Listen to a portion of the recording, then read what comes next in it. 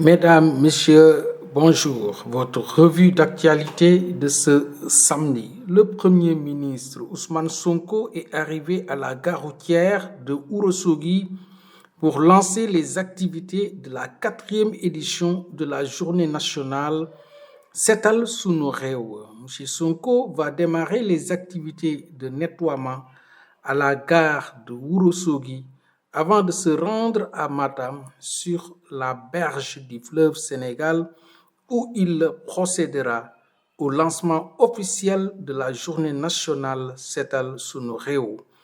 Organisée sous la thématique générale Engagement citoyen de la jeunesse pour un Sénégal propre, cette édition sera mise également à profit pour sensibiliser et former la jeunesse aux premiers secours, aux gestes utiles pour sauver des victimes d'accidents de la route, de noyades ou d'accidents vasculaires cérébraux. Abdoulaye Daouda Diallo n'est plus président du Conseil économique, social et environnemental, CESE. Il a été relevé de ses fonctions par le président Bassirou Diomaye Faye en même temps que la présidente du Haut Conseil des collectivités territoriales HCCT, Aminata Mbengue Ndiaye. Manifestement, Abdoulaye Daouda Diallo savait ou soupçonnait qu'il allait perdre son poste car il a quitté son logement de fonction à Fann Résidence depuis la semaine dernière. Le journal Les Échos rapporte qu'il s'est installé avec sa famille dans un cossu immeuble des Almadies. Les présidents du CSE et du HCCT ont été remerciés par le chef de l'État au lendemain du rejet du projet de loi portant la suppression des institutions qu'il dirigeait.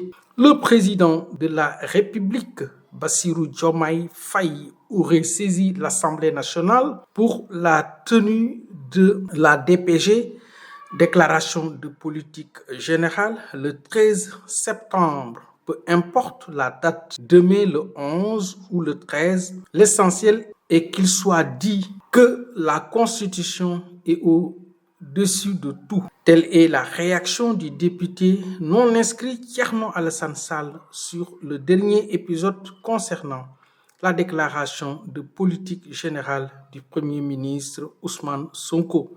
Pour le leader de République des valeurs, RV, formation politique repris par les Échos, il est temps pour le président de montrer qu'il y a un commandant de bord dans le navire Sénégal et que la place qu'il occupe n'est pas, contrairement à toutes les évidences, celui du copilote. Terminons par la page sportive de cette revue d'actualité. Buteur lors du match nul 1-1 entre le Sénégal et le Burkina Faso, vendredi soir, Sadio Mané a semblé dessus en zone mixte.